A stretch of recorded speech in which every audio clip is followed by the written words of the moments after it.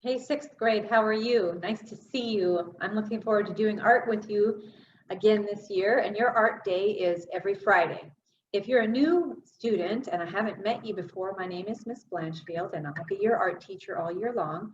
You guys have art every Friday, so every Friday, look for a new video from me on your Google Classroom, and you'll have a whole week to watch the video and to do the project, and then it's going to be due the following week. Okay, so today's video, your project will be due next Friday.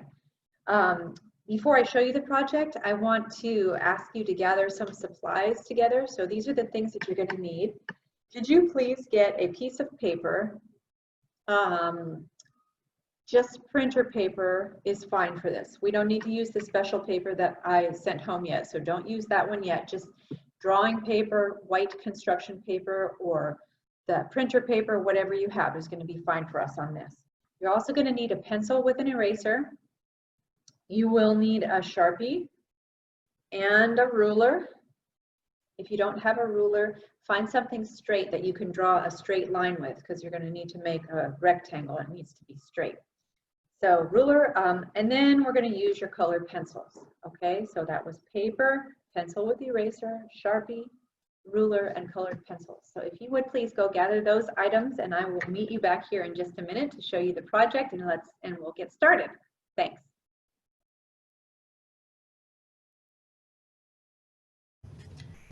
Okay, welcome back. Thanks for getting your supplies. I want to apologize ahead of time. I am using the camera at school, and it's not as good as the one that I use at home, so you're going to see it go in and out of focus a lot. See, watch.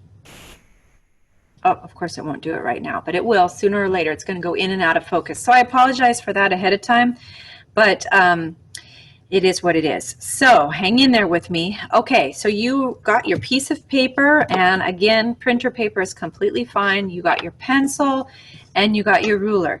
In a minute, you will need some Sharpies, at least the thicker, the regular Sharpie, which is called fine. It looks like this. Normal Sharpie that we use in class. Later, you're probably going to need a fine point, but we'll talk about that in a minute.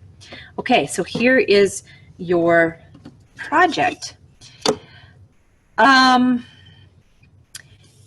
Everybody always gets a little bit worried when it's time to measure. So we're going to get a good measuring lesson on how to do this the right way, and that will help you throughout the rest of the years of doing art with me or doing anything you have to do with a ruler.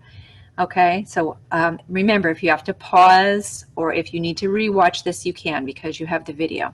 Okay, if you noticed on this ruler, see how the end of the wooden part of the ruler is there, right?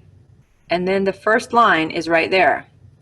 So when we get to 1 inch, 1 inch is the amount of space between the line and the 1 inch. Not the end of the ruler. So if you're in math class, or if you're doing something like we're going to do today and you have to be precise, you never want to use the end of the ruler.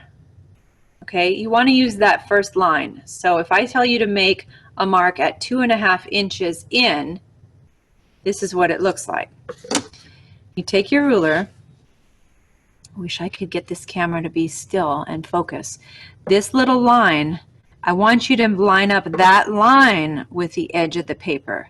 Okay, don't line the ruler up. So here, the ruler and the edge of the paper are lined up. But then we don't have the correct measurement, do we? It's a little bit extra. So you're going to line up that line, this line, line it up with the edge of the paper. So now when I say come in 2.5 inches and make a little line for me right there, you will have exactly 2.5 inches. Okay. Now let's go to the other side. I'm going to scooch the paper over and slide my ruler over. Now, over here, I'm going to line up the edge of my page where the 2.5 is, because I know I want it to be 2.5 inches in, and instead, don't make it at the end of the ruler, make it at that first line. Okay, I'm explaining this quite a lot because I taught high school, and even the seniors in high school who are 17 or 18 years old have trouble doing this. So if you can learn this now, you're going to be ahead of the game when you get to high school, believe me.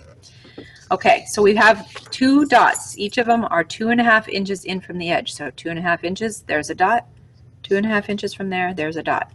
Okay, so now let's go do the bottom side of the paper. Line up that first line with the edge of the page and come in 2.5 and give me a little line like that.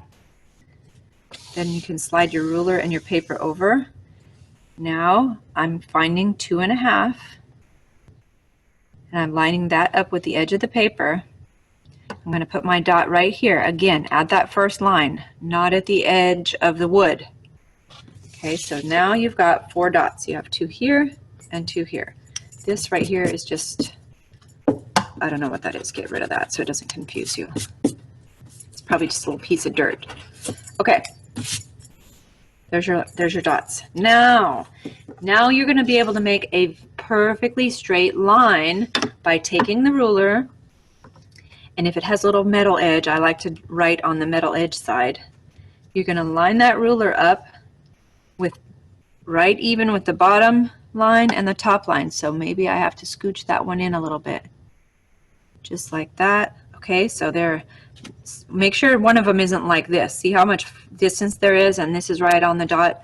I know some of you really get this and you're thinking, oh, why does she keep telling? But it's good for everybody to learn. And then very lightly with your pencil, lightly because you're going to have to erase, go all the way from the top of the paper, all the way through both dots, all the way down to the bottom. So now we have a nice straight line, and then you're going to do the same thing on the other. I have to turn my paper a little bit because my desk isn't big enough. So don't get confused. Okay, so I'm using the ruler to line up both dots. It's right here, and I'm doing lightly a line all the way. So now you have this. Okay? The rest of it, I promise, is easier. Now take your ruler, and we're not measuring right now. We're doing a straight line. So this time is okay to line up the wood part of your ruler, line it up evenly with your page. So here we go. Look at it. It's coming down there. Let me put that pencil down. Okay, so just line it up evenly. We don't want it like that because that's going to be crooked for you. So just make sure that you can really see whether it's lined up. Hold it down in place and then just join these 2 lines like this. Okay, and now you can erase these. That's why I asked you to draw lightly. We don't need those anymore. Those were just guides. Okay, so there. And now up at the top, same thing. Line your ruler up with the very top of the page. It is hard for you to see, I know, because my paper is white and my desk is white here. But you just kind of have to trust me. And then make sure to hold your ruler so it doesn't slip. That's where a lot of people run into trouble. They accidentally let it slip like that, and then you got a crooked line. So let me reline that up again. Okay, here we go. We're just connecting those 2. Get rid of these. And then what you should have is this. You should have a thin box. It's a rectangle in the middle of the page. If it is just ever so slightly crooked, don't worry, but if it's majorly crooked where a line is like that or a line is like this, you're going to need to erase and redo or just use the back side. Okay? All right, now in the middle, down the middle of the page, you're going to write your name. If your name is Joe and you only have 3 letters, make them big. Or you could put Joseph if you want. You could also put, if you want, instead, you could put your last name. I don't mind. So I've done one ahead of time, and I used my son's name, Stephen. So I kind of, mine looks a little messy to me. You could do something like put a ruler here and make sure that all your letters are even, straight up and down. So that probably would have been a good idea. Or you can just eyeball it. Like I'm probably going to have to change it up. This is a little crooked. Okay, so you're just writing your name. I like all capitals for this, so please do all capitals. It just kind of looks better as a finished product. So your name goes in there. Now, once you've done all that, you need to decide on something that you love. So let's say you love baseball, or you love, I don't know, apples, or you love the violin. I'm looking around the room just for ideas. Or you love art. Or you love, can you tell? There's my mask. It's really hard to see, but there's a pig on it. Can you see this pig's face? Right there. Okay, so you love pigs, let's say, or you love SpongeBob. Something simple, just like SpongeBob is pretty much all face, not really a body. So what I don't want to see is the whole entire body of something if you choose that. Like if you have a cartoon, like I don't want to see the whole Shrek, but I don't mind just the Shrek head. I don't want to see a whole entire Power Ranger body, but just a head would be okay. Or just a hand or something. So let's say I love daisies just because it's easy to draw for me. I would like you to draw several daisies on this picture. Here's what I mean. I'm going to do one right here, and I'm going to let some of the daisy go off the edge of the page, outside of my the box, I should say. Okay, and you're going to take your time. I'm doing this quick because I don't want to keep you forever. So here's one daisy. Maybe I want another one right over here, but it's a little bit closer in, or maybe it's a little smaller. They don't all have to be the same size, but don't give me little dinky ones like I don't want it to be like that big. That's too small. Okay, sorry again about the focus. It's terrible. Okay, so I would like, how many do I want? I would like you to do at least, let's see, give me 5. If you want to do more, you can. So if I end up doing 5 daisies, okay, so again, I'm going quick. You're not going to go this quick because you're going to do a good job, but I just want to show you real quick. So some can be really small. Maybe there's one here that's about as, please no smaller than, let's say, like a quarter. Okay, so let's say I do my 5, but then I feel like, man, I really want another one right here. Put another one. It's okay. I just want a minimum of 5. Maybe I want another one here, and I want it to go off the edge of the page. Okay, so this is all done in pencil. Then, when you're done with all that, I want you to erase out any areas like this where it overlaps. We don't need those lines going through my daisy or through Shrek's face or whatever it is that you draw, dinosaur, food. You can draw food, but make it look good. If you draw a bunch of spaghetti, I think it's going to be a lot of work for you. So you could draw pizza slices. Maybe that would work. Okay, so you're going to erase out all of these little lines, and then you're going to color these daisies or whatever you have with your color pencils. Okay, so all this comes first. At the very end, I would like you to use your regular Sharpie to, at that point, you're going to do your name. But I don't want just an S. I would like you to carefully thicken it up a little bit.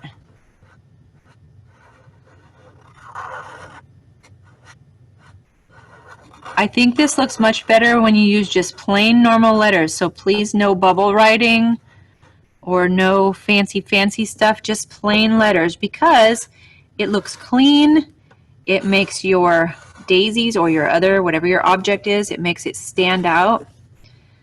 And then if you get to one of them where if any part of your daisy, let's say, overlaps the letter, like maybe if this had gone farther down like that, I would let the daisy cover the letter. So I would leave a little gap in my letter like that, maybe where the daisy would cover it.